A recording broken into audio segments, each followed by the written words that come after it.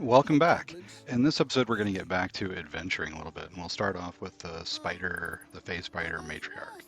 So we'll grab most of our party and head to the Blighted Village, but Shadowheart's going to head to camp.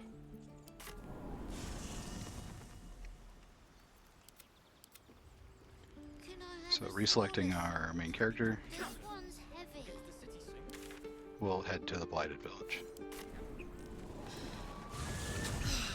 Smell that. Fresh forest air. I smell only fear. The fear of cowards lying in wait for an ambush. So we'll enter the blacksmith shop and I do not take run down to the main floor. I'd even There rather are a couple of sleep. ways into the spider matriarch's lair. We're going to take the high road up here and open up this cracked wall.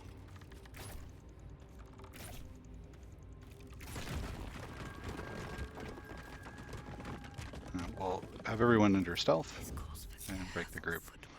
And what we're going to try to do is sneak up on the phase spiders, and if we're lucky, we'll be able to take out at least one of them in the first round, maybe both. Better be careful. Those webs carry vibrations. So if we make the perception check, we'll know that if we step on the webs, it'll alert the spiders. So there are two phase spiders over here patrolling. We'd like to get a shot on both of them, and we've got that from about right here if we time it right. This is near the edge, and we might not get a sneak attack if we... But we did. So we've got surprise going. We managed to shoot twice before combat started and took out this phase spider. Now we'll try to get a shot on this one, and in the interest of actually killing it, we'll use a slashing flourish to fire twice.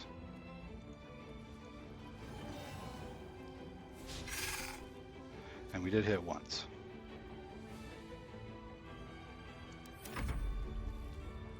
We'll go through our surprise round, back up at the top. We'll try a regular attack.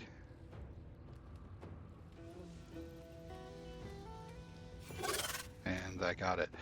The Ettercaps don't have damaging ranged attacks. They have an in web, but they don't have the ability to actually damage us while we're standing on this ledge, and they can't come up it. So we'll just stand right here and let them come.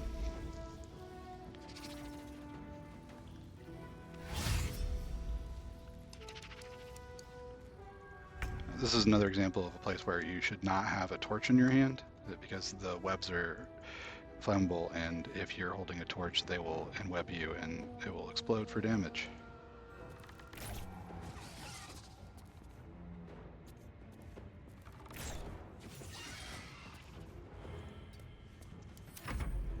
And we'll draw this Ettercap forward a little bit. It's going to web us. Whether or not it does is not really a big deal.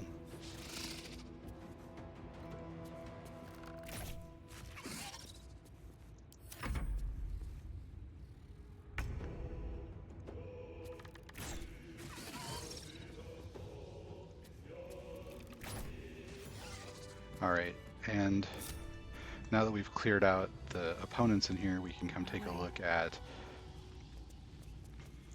the lair of the wizard that the spider matriarch used to be.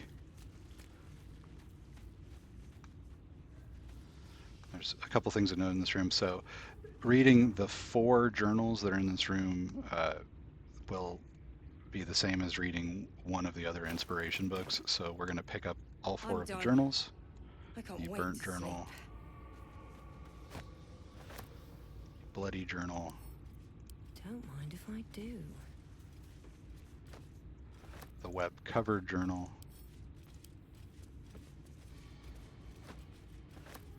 and the tattered journal. And we'll open up our book bag.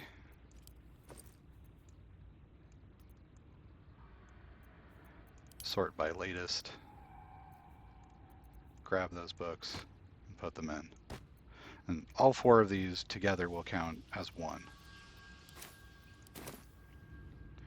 We'll loot this chest to get a pair of boots that is really only useful for this encounter, so it causes us to not get trapped by webs. And this wicker chest has some scrolls in it. And there might be some other stuff in the room. Feel free to loot, but we don't need it. And then we'll head over to the ramp up. The reason that I'm heading for this far ramp is that there's no poison on the ground anywhere, and sometimes the AI will path your characters through poison. So this is not too far out of the way.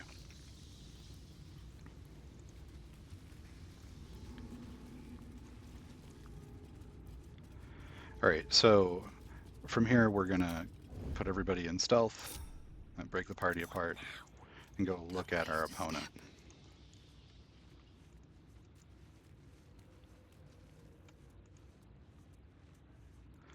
So we've got the Phase Spider Matriarch.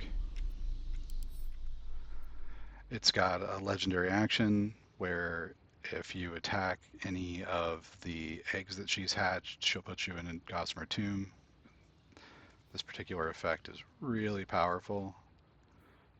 It does 8 to 80 poison damage, which for all of our characters is instant death. So we want to avoid that. It also has 20 dexterity, so it adds 5 to its initiative check. That means that its maximum initiative is 9, so we need a character that has a minimum initiative of at least 10 to ensure that we go first. And that's why we're going to use the elixir that grants us initiative. We could also choose to go to Roa Moonglow or to Damon, or one of the other vendors like Dareth that offers the +2 hide, which also gives you a +1 to initiative. So with our main characters, +3 and an additional +1, and alerts +5, that's +9, plus the roll of the die would be a 10. So that's why before we found the elixirs of vigilance, I was planning on buying one of those pieces of equipment. If you don't have elixirs of vigilance, that's the equipment to buy.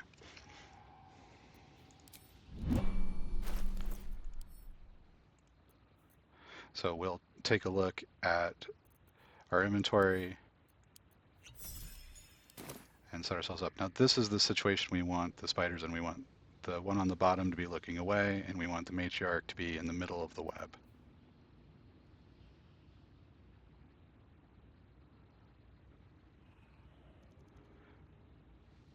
And we may have to watch it for another cycle since I was talking so much and I missed it.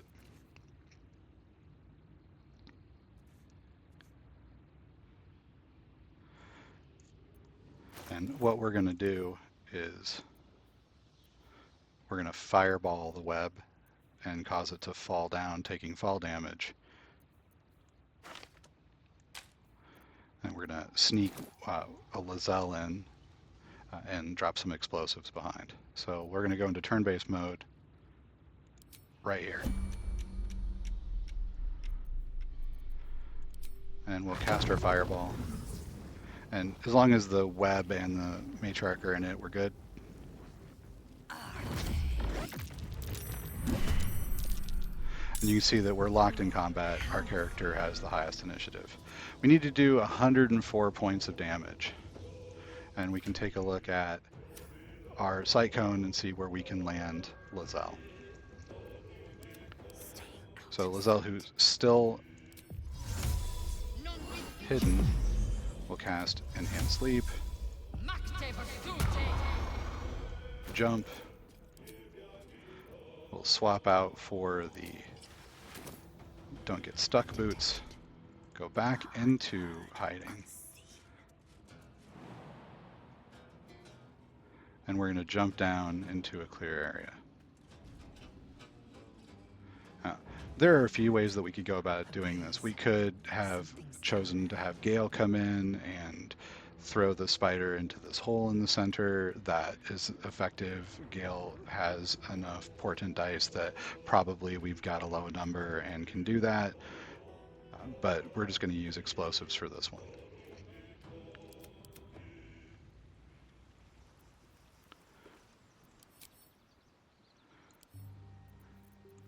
So we'll sort by type, put everything together, and we've got a whole bunch of fire wine barrels.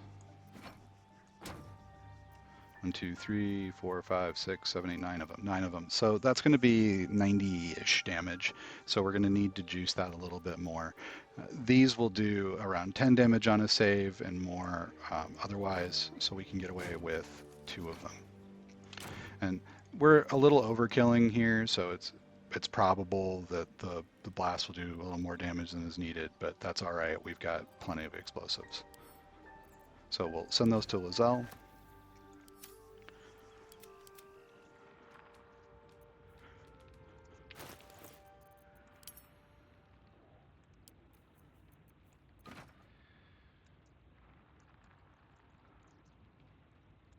And I've got some tough placement with the web overhead, so let me move my screen around.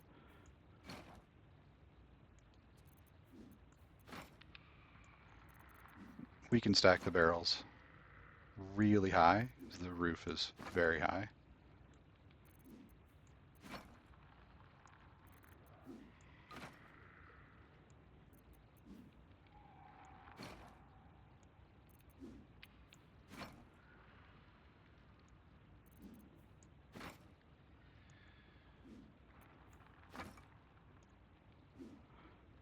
All right, so we've got our barrels placed. And taking a look, we're a little too far to be able to jump away.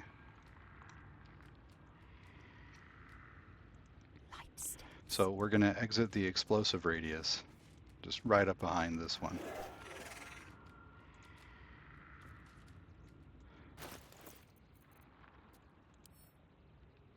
And take a look and see that we've got a couple of alchemist fires.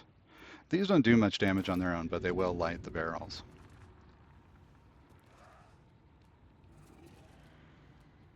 So we'll just go ahead and give it a throw. I know what to do. And you can see we took out the phase spider matriarch there, but there are some phase spiders that are faster. Can't even catch my breath. So we've got a shot, but no actions to do it with because we cast a spell. We could use a potion of speed if we were really worried about Lizelle. We're not. We could have Karlach come in and start laying waste again. We're not super worried about the rest of this combat. These phase spiders don't do that much damage, and we have a lot of healing potions. So we'll just end our turn and let the spider decide what it wants to do.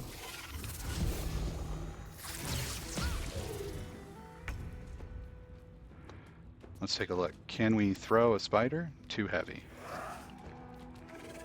So we'll just go ahead and throw our spear. In my best interest. That's 1.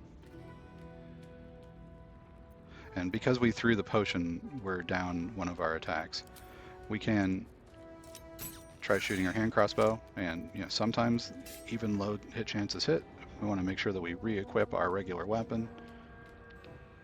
And we'll end our turn.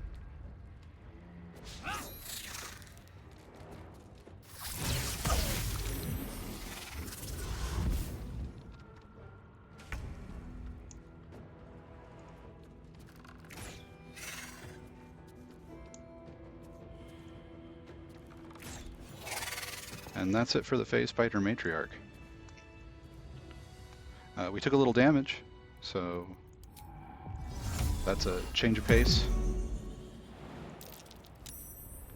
The spider itself has an item, a robe, that causes you to do a little more poison damage when you deal poison damage.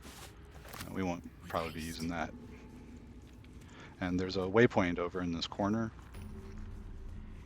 So we'll grab that and regroup our party and head back to the Blighted Village. Now from here we're going to head towards the swamp. So we'll get everybody uncrouched. And we'll head straight down and out this path. And we're going to actually dig a little something up on the way There's a hidden magic item. It's often missed, so I'll show you where it's at.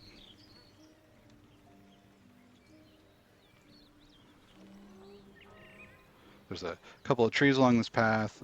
There's some camp supplies hidden in one of them. And here, What's that? whether or not you make the perception check, not material, you can always dig.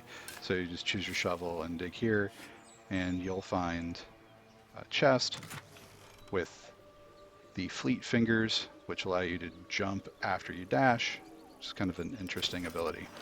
Again, probably not one we'll use, but it's an item that a lot of people miss, and something I think that you can feed to Gale if you wanted to. Now we're going to come up on Anti-Ethel.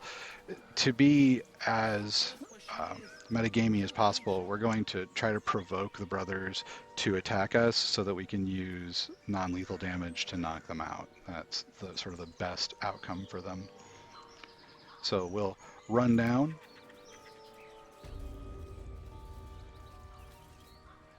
Lads, for the love of all that is holy, I've never clapped eyes on your poor sister. Drop the act, hag. You was the last to see Mayrina. Just let her go. Please. Thank goodness you're here, sweetie. I don't know what's come over these boys. Auntie Ethel's face creases with false concern. You realize she's lying about seeing this girl, Mayrina. Stop this. We won't ask again. Right, so even though we know that she's lying, what we're going to say is option 2, that we know the lady. Sweetie, be careful! She's with the hag. Don't bloody stand there gaping. Get her! These guys stood absolutely no chance against the hag, so in beating them up, we're saving their lives. So we're going to go to our passives and click on toggle non-lethal attacks. And then you cannot use ranged weapons non-lethally, which makes some sense.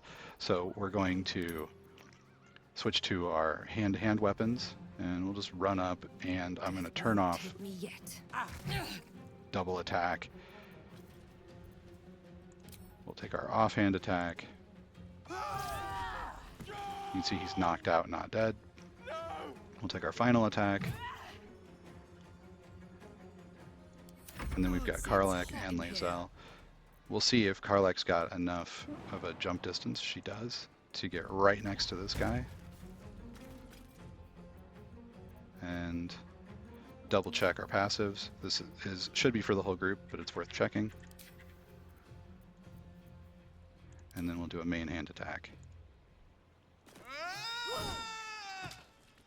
Oh, my stars! I didn't mean for this to happen. We'll ask what happened. Those poor boys were looking for their little sister Mayrina, the girl who was staying with me. This is all my fault, but I made a promise. Mayrina begged me not to breathe a word if they came looking for her, and my word is my bond. That poor thing will be distraught. We can't let her know, it'd break her poor heart. I'd best get going, but please stop by my house. I'd like to thank you proper. Did she fool us? Yeah, she absolutely fooled us. So normal old ladies don't just disappear in a puff of smoke. When we come down here, we're going to get a prompt to investigate. I'm just going to ignore that. If you succeed on the check, you can earn some inspiration for Karlak, and this area will be revealed as a awful swamp rather than a pretty wetland.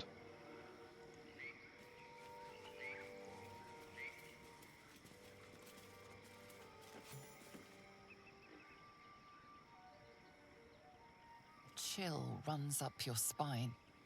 You feel like you're being watched. We'll ignore the feeling.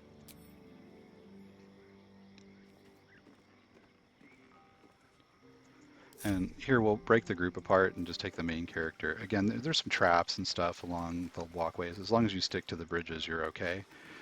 But the AI will sometimes wander your party through odd paths, so we'll just follow the path up to the waypoint.